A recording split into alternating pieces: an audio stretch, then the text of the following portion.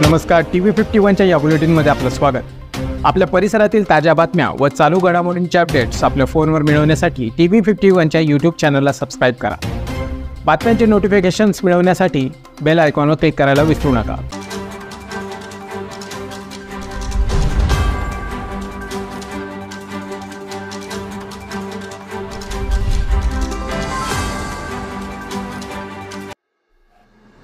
लोकसभा निवडणुकीच्या मतमोजणीच्या कालावधीत कायदा व सुव्यवस्था अबाधित राहावी या दृष्टीने जिल्ह्यातील गुन्हेगारांवर प्रतिबंधात्मक कारवाई केली जात आहे।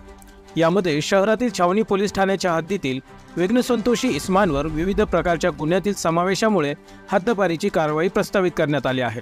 याबाबतचे आदेश उपविभागीय अधिकारी यांनी नुकतेच जारी केले आहेत। पोलीस अधीक्षक विक्रम देशमाने, अपर पोलीस अधीक्षक अनिकेत भारती, उपविभागीय पोलीस अधिकारी सुरेश गुंजाळ यांच्या मार्गदर्शनाखाली विविध पोलीस ठाण्यांच्या हद्दीत गुन्हेगारांवर प्रतिबंधात्मक कारवाई केली जात आहे। यामध्ये विविध प्रकारच्या गुन्ह्यात सहभाग असलेल्यांना नोटिसा बजावण्यात आल्या आहेत। त्यातील काही आरोपींकडून बंधपत्र भरून घेणे सोबतच अन्य कारवाई करण्यात आली। छावणी पोलीस ठाण्याच्या हद्दीतील एकाचा दीर्घकालीन हद्दपारीचा प्रस्ताव पोलीस अधीक्षक विक्रम देशमाने, अपर पोलीस अधीक्षक अनिकेत भारती, उपविभागीय पोलीस अधिकारी सुरेश गुंजाळ, छावणी पोलीस ठाण्याचे पोलीस निरीक्षक राजेंद्र पाटील यांच्याकडून उपविभागीय अधिकाऱ्यांकडे दाखल केले होते। त्यानुसार एकावर पुढील 1 वर्षासाठी जिल्ह्यातून हद्दपार करण्याचे आदेश काढण्यात आले आहेत। यात कुख्यात गुंड शुभम उर्फ सोनू फकीरा सपकाळ याचा समावेश असल्याची माहिती छावणी पोलीस ठाण्याचे निरीक्षक राजेंद्र पाटील यांनी दिली। याशिवाय जितेंद्र अशोक भोयर, पवन अशोक ढिल्लोर, सोहेल अहमद तोफेल अहमद, रेहान उर्फ पन्ना दादा अहमद सिराज अहमद, चेतन उर्फ हालिया मच्छिंद्र सूर्यवंशी, दीपक नरेश ढिल्लोर, गणेश राजेंद्र वडगे, भूषण एकनाथ सोनवणे, मोहम्मद कलीम मोहम्मद इस्लाम उर्फ कलीम, रोहन बाळू गांगुर्डे, ओम संयोग निकम यांच्यावर 144(2) प्रमाणे, तर गणेश राजेंद्र वडगे, रोहन बाळू गांगुर्डे, सागर हरी परदेशी, सोहेल अहमद तोफेल अहमद, पवन वाल्मिक ढिल्लोर, चेतन उर्फ हालिया मच्छिंद्र सूर्यवंशी, प्रशांत अशोक जाधव यांच्यावर 151(3) प्रमाणे कारवाई करण्यात आली। मी राजेंद्र पाटील, छावणी पोलीस स्टेशन।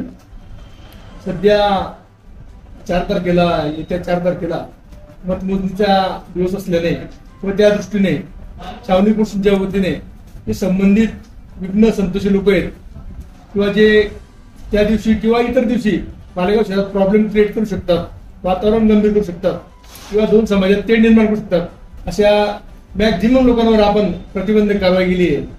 144(2) प्रमाणे प्रस्ताव पाठवले माननीय एचएम साहेबांकडे।